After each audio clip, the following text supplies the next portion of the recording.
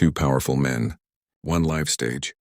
When Donald Trump hurls shocking accusations, Barack Obama doesn't just answer. He turns the entire room silent. What Obama says next will leave everyone, including Trump, completely stunned. The evening began with an air of importance, the kind that makes a crowd buzz even before anything has happened. The National Leadership Forum was no ordinary event. It was designed to bring together voices of influence to discuss truth, responsibility, and the meaning of leadership in a changing world. But tonight's guests turned it into something else entirely. The announcement of their names alone had filled every seat. On one side, the current President of the United States, Donald Trump, bold, brash, and unpredictable. On the other, the former President, Barack Obama, calm, articulate, and known for his sharp mind. People whispered in anticipation, wondering if the two men would shake hands, argue, or simply ignore each other. There was a low hum of conversation in the audience, the kind of nervous chatter that fills the space before something historic begins. Some attendees leaned forward in their seats, phones ready, eyes glued to the stage. Others sat back, arms crossed, already preparing themselves for the verbal storm they believed was coming. Behind the curtains, both men waited in their own way. Trump, surrounded by aides, rehearsed short remarks, speaking with his usual confidence, his voice booming through the narrow hallway. Obama, in contrast, stood quietly with his team, glancing over a few notes, his expression unreadable. He wasn't tense. If anything, he seemed patient, like someone who knew the weight of words and the power of silence. When the music began, a wave of applause rose from the audience. The host, a well-known journalist, stepped to the center of the stage with a polite smile. "Good evening, ladies and gentlemen," he said, his voice carrying across the hall. "Tonight we have two extraordinary leaders here to discuss the future of this country. Please welcome President Donald Trump and former President Barack Obama." The sound that followed was explosive. Cheers, whistles, and a few nervous laughs. Trump walked out first, waving to the crowd, his stride fast and full of energy. He grinned, nodding at the audience, soaking in the noise. He looked like a man ready to take charge of the evening. His red tie caught the light, and every movement of his hand seemed rehearsed, almost theatrical. Obama entered moments later. The applause grew louder, deeper. He smiled modestly, raising one hand in acknowledgement, but didn't speak. He walked slowly, his presence calm but commanding. While Trump's entrance felt like a performance, Obama's felt like a statement. Steady, grounded, unbothered. The two men met at the center of the stage. For a second, they simply looked at each other. Trump extended his hand with a smirk, and Obama accepted it with a polite nod. The handshake was brief, no words, no small talk. But the tension behind it was thick enough to feel. They took their seats facing the audience, the bright lights gleaming across the polished table between them. The host sat in the middle, shuffling his papers nervously. He tried to keep things formal, but everyone in the room could sense that this wasn't going to stay polite for long. "Gentlemen," the host began carefully, "thank you for joining us tonight. The purpose of this discussion is to share insights about leadership, truth, and integrity in public life." Trump leaned back in his chair, hands folded confidently on the table. Obama sat upright, listening quietly, a slight smile resting on his face. The host continued, "We hope tonight's conversation will bring understanding, not conflict." But the faint tremor in his voice said otherwise. He knew, as everyone else did, that conflict was unavoidable. The camera lights blinked red, signaling they were live. Millions of viewers were watching. Somewhere, a producer whispered through a headset, counting down the seconds. 3, 2, 1. The broadcast began. The host turned toward Trump. "Mr. President," he said, "let's start with you. Many people have noticed that you often criticize former President Obama. Can you tell us why?" The question floated in the air like a spark waiting for fuel. Trump's eyes narrowed slightly and a grin spread across his face. It was the look of a man who had been waiting for that question. The audience held its breath. Obama didn't move. He just glanced toward Trump, expression calm, almost curious. For a brief, silent moment, the two men sat under the lights, one burning with energy, the other resting in stillness. It was a perfect picture of contrast, chaos and composure, noise and quiet power. Somewhere in the crowd, someone whispered, "Here we go." The audience leaned forward in unison. You could hear the faint whir of cameras zooming in. the quiet buzz of microphones picking up every small sound. The atmosphere felt heavy with expectation, like the air before a thunderstorm. Trump took a deep breath and leaned toward the microphone, the grin still on his face.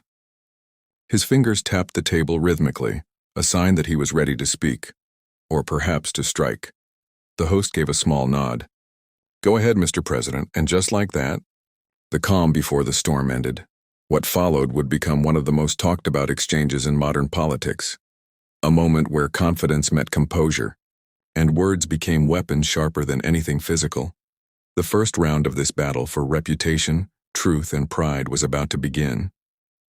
And as the audience watched in silence, every heartbeat seemed to echo the same thought: this is not going to end quietly. Trump didn't rush his words. He wanted everyone to feel the weight of his presence before he even spoke. His fingers stopped tapping, his grin faded slightly, and then his voice filled the hall, deep, confident, and sharp. "You want to know why I'm against Obama?"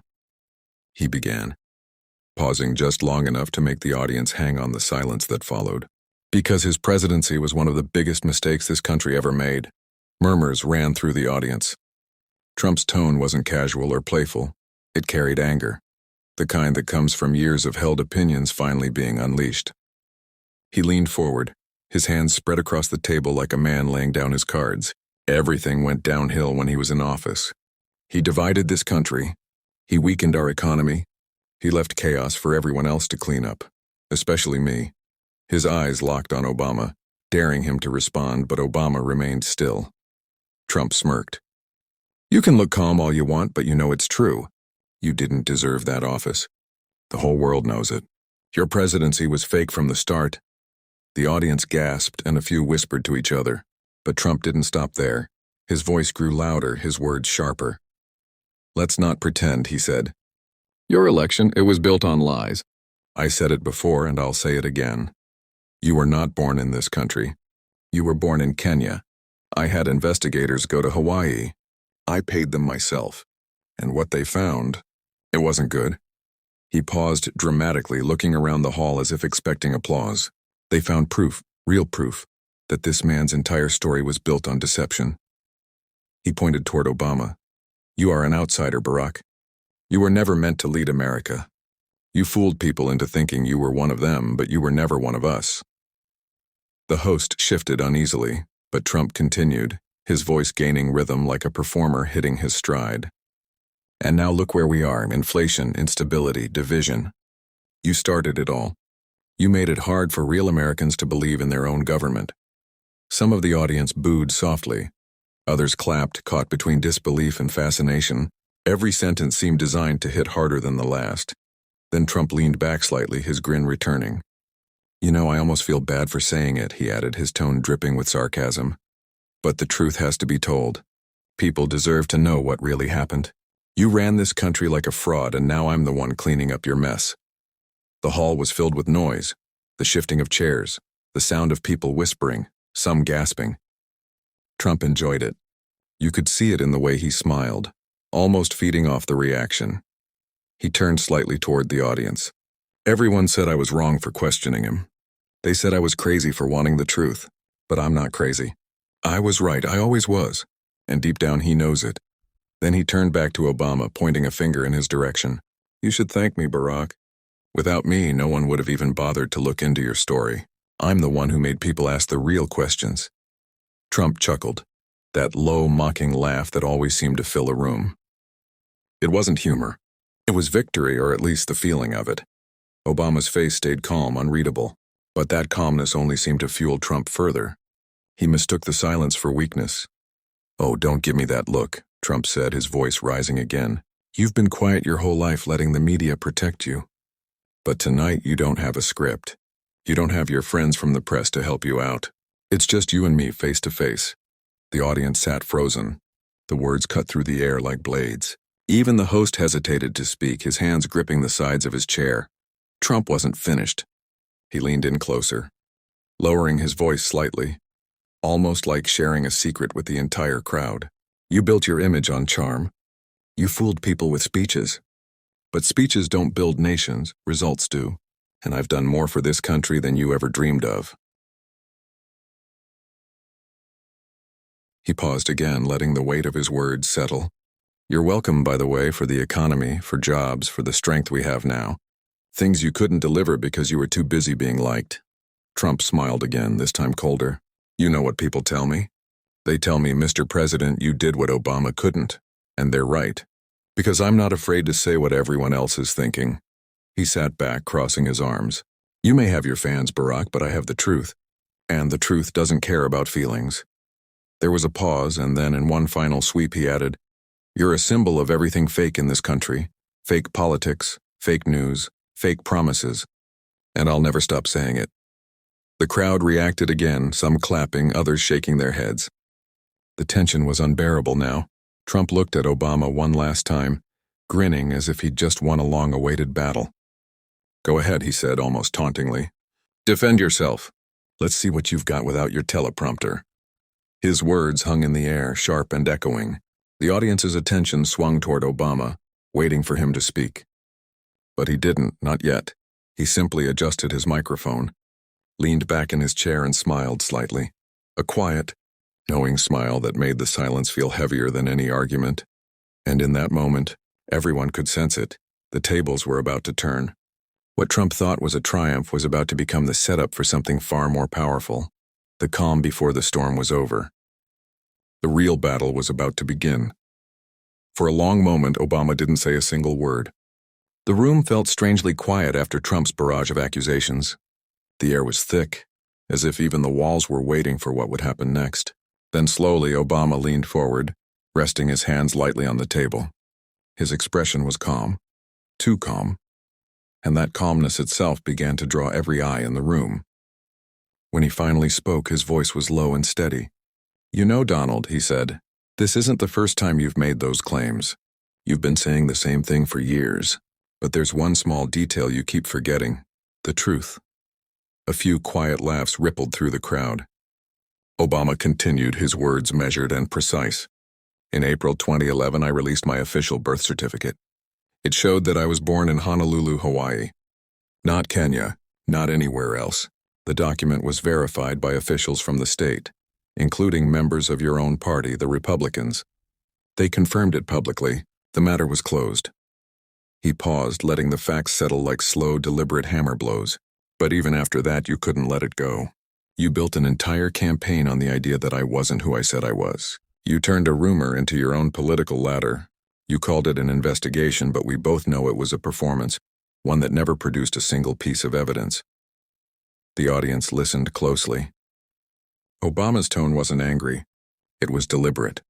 Each word carried the weight of someone who didn't need to shout to be heard. You say you found something in Hawaii, he said. Funny thing, your investigators never seemed to show it to anyone. Maybe because there was nothing to show. Trump shifted slightly, his grin fading. Obama's eyes met his, unwavering. You wanted attention and you got it. You wanted headlines and you got those too. But the cost, he said, voice tightening just a little, was the truth itself. Then Obama leaned back slightly, his tone softening, but his words cut even deeper. Donald, I understand your need for validation. I really do. You've built your entire career on it, from your name on buildings to your constant need to be the loudest voice in the room. But the thing about leadership is that it's not about noise. It's about character. And character isn't built on lies. There was a long silence. Trump's expression hardened, his jaw clenching. But Obama wasn't finished. For years you questioned my birthplace, my faith, even my name. You tried to paint me as something foreign, something other. You called me a fake. But the truth is, Donald, the only thing fake on that stage tonight is the version of yourself that you sell to the world. The audience gasped, some whispering in disbelief, others nodding quietly. Obama's voice remained calm, but there was something behind it, a quiet authority that made even his pauses powerful. Trump opened his mouth as if to interrupt, but Obama raised a hand slightly and continued, Let me save you the trouble. You'll say it's all lies, that I'm deflecting, that you're the victim of unfair treatment. But let me ask you something. How can a man who constantly complains about fairness understand the meaning of truth? Then with perfect timing, Obama tilted his head and said, Actually, let's talk about truth for a moment. You want to talk about families? About character? His tone shifted, cooler now, almost surgical. You've made a career of criticizing others, yet you've made remarks about your own daughter that shocked people across the country. You once said on camera that if she weren't your daughter, you might date her, and you said it proudly. The audience gasped again, louder this time. Trump blinked rapidly, visibly uncomfortable. Obama didn't raise his voice. You gave Ivanka enormous influence in the White House. You treated her as an advisor but spoke of her as an accessory. You crossed lines that no father, no leader should ever cross, not with words, not with behavior. Trump's face turned red. That's disgusting, he muttered, but his voice was barely audible. Obama continued as if he hadn't heard. You like to talk about morality. You like to say you represent real American values, but your actions, your words would tell a different story. Maybe that's why you need to attack others, because deep down you know it distracts from what's missing in you. There was silence again. Even the cameras seemed to hum quietly, capturing every breath, every flicker of expression between them. Obama's tone softened just slightly, almost reflective. When I was president, I faced criticism every single day. People questioned my choices, my background, my beliefs, but I never let it turn me into something bitter. Because when you lead, you don't just represent yourself, you represent everyone. And that includes the people who disagree with you. He looked at Trump directly now. You, on the other hand, turned disagreement into division. You made anger a strategy. You made insults your language. Trump sat stiffly, glaring, his hands gripping the edge of the table. Obama finished with a quiet but sharp statement.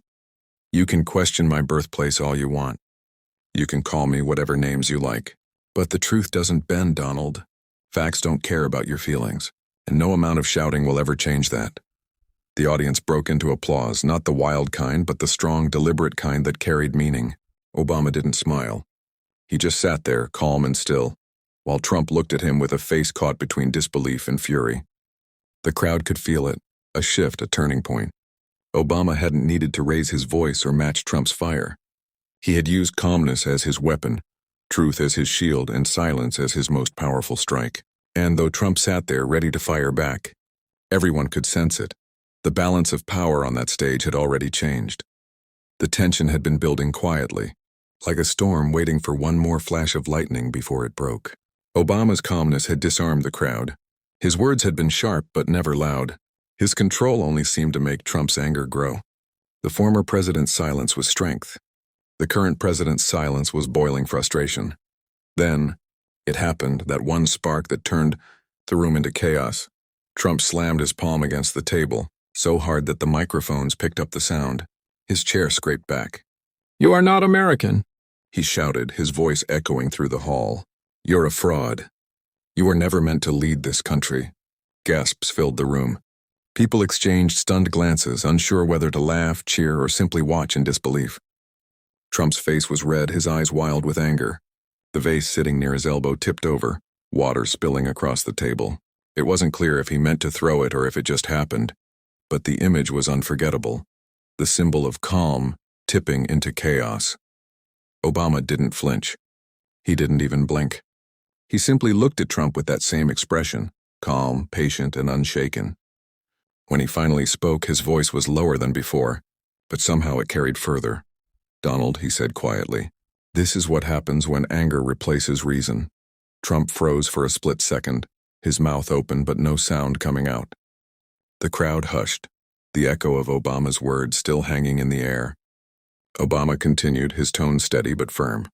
"You talk about greatness, about strength, about power, but none of those things mean anything if you can't even control yourself." Somewhere in the audience, a few claps broke out. Others stayed silent, afraid of what might come next. Trump turned sharply toward Obama. "Don't lecture me," he snapped. "You don't get to talk about control. You lied to the entire country." Obama's voice didn't rise. "I didn't lie, Donald.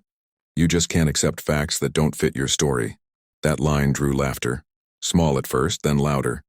The laughter only made Trump angrier. "Oh, you think this is funny?" he barked. "You think you're clever, huh?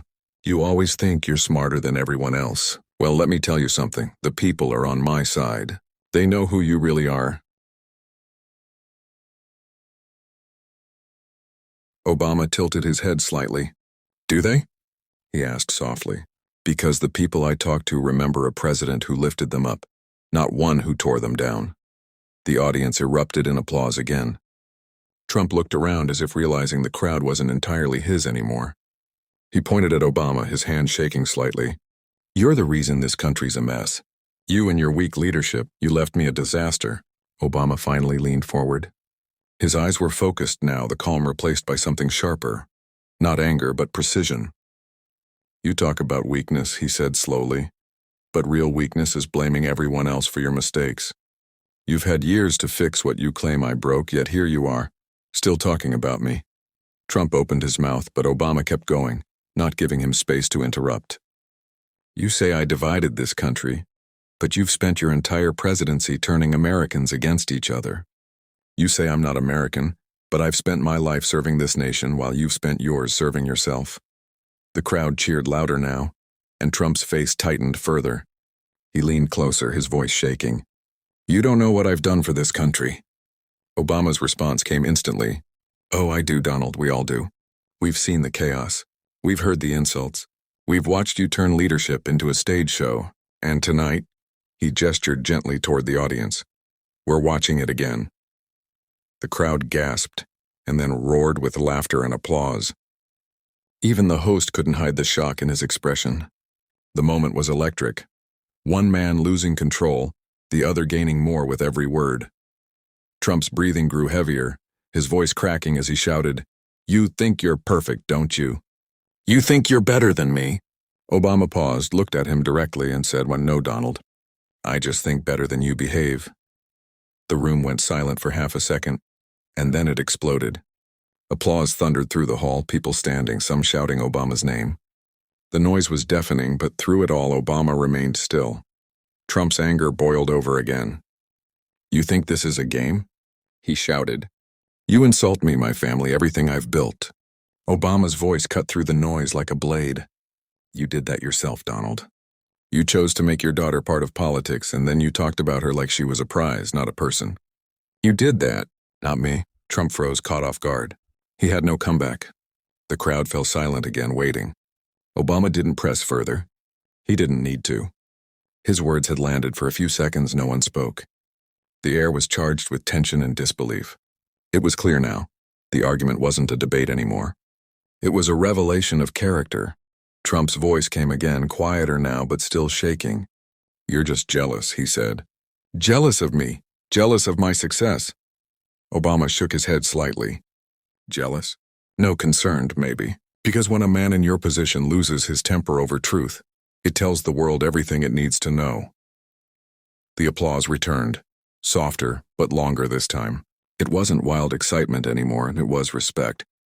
Trump sat back down, his anger still simmering, but his confidence cracked.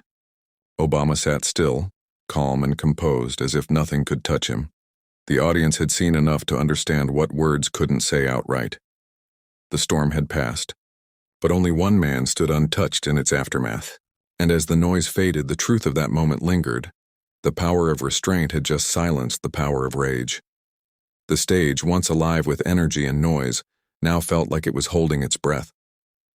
Trump sat slouched back in his chair, his expression locked between disbelief and anger. His hands still gripped the table, but his eyes no longer met Obama's. Across from him, Obama sat quietly, the calm center of a storm that had finally burned itself out. The audience was frozen. Every person seemed to understand that they had just witnessed something unforgettable. The host tried to regain his composure. His voice wavered as he spoke. "Gentlemen, I think we should—" But before he could finish, Trump stood up abruptly. His chair screeched against the floor, the sound sharp enough to make people flinch. He pointed at Obama, his face flushed. "You're nothing but a phony. A Kenyan president pretending to be American," he shouted, his words echoing through the hall. The sentence hung there, harsh and heavy, but this time the crowd didn't cheer or react. There was no laughter, no applause, just silence.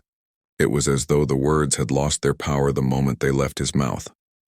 Obama slowly rose to his feet, not in anger, but with the quiet grace of someone who had already won without trying. His eyes met Trump's, not with hostility, but with a kind of disappointed understanding. "That's enough, Donald," he said softly. "You've said what you came here to say. But before you walk away, let me leave you with something." Trump didn't move. He just glared, chest rising and falling rapidly. Obama continued, his voice steady but powerful enough to carry across the entire room. Leadership isn't about shouting the loudest or blaming others when things go wrong. It's not about rewriting facts to fit your pride. Leadership is about character. It's about integrity. It's about standing for truth even when it doesn't benefit you. He paused, letting the words settle like ripples across still water. You've spent years attacking me, my name, my background, my family. But every time you do, all it shows is how little respect you have for the truth. And the truth, Donald, doesn't disappear just because you deny it. Trump scoffed, shaking his head. You think people care about your speeches?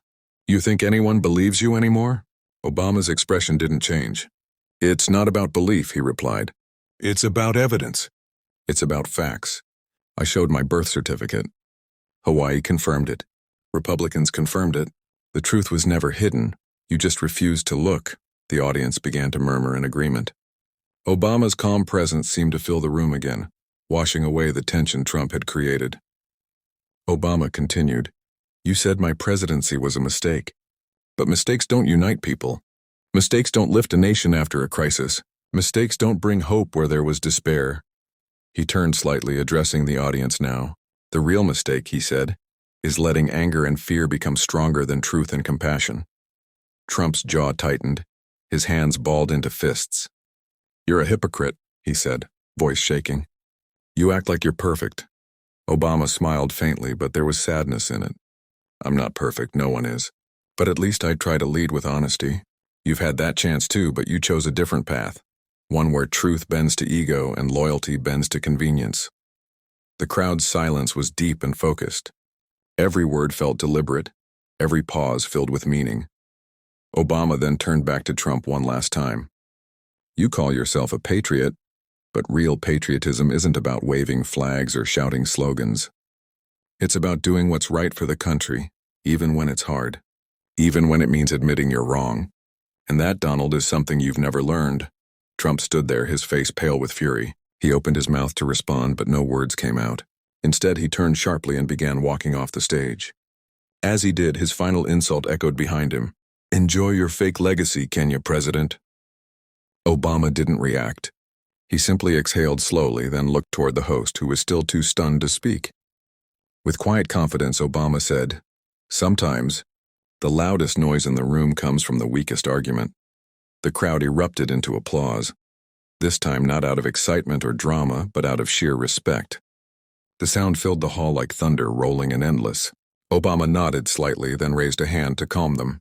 When the noise died down, he looked into the cameras and spoke directly to the audience watching at home. My fellow Americans, he said, his tone measured and sincere. What you saw tonight isn't about politics. It's about truth. It's about the kind of country we want to be. One that argues with facts, not rumors. One that debates with respect, not hatred. He paused, scanning the crowd. Integrity doesn't come from what we say about others. It comes from what we stand for when no one's cheering. And the truth, no matter how much some may try to bury it, always finds its way back to the light. The hall was silent again, but this silence was different. It was full of thought, of reflection, of something deeper than applause. Obama gave a small, respectful nod to the audience and began to step away from the table. As he walked off the stage, the host finally found his voice. Mr. Obama, he called out softly, any final message for those watching? Obama turned slightly, offering a calm smile. Yes, he said. Remember this. Anger can fill a room, but truth can change it. With that, he exited the stage, his figure fading into the backdrop of lights and shadows. The crowd rose to their feet, clapping, not for spectacle, but for substance. And though Trump had left moments earlier, his final words had already been forgotten. What lingered instead was Obama's words about truth, integrity, and the power of calm strength. Long after the lights dimmed, people still remembered the moment, not for the shouting or the chaos, but for the silence that followed. The silence that carried a message louder than any argument. That dignity, when tested, can be the strongest voice of all.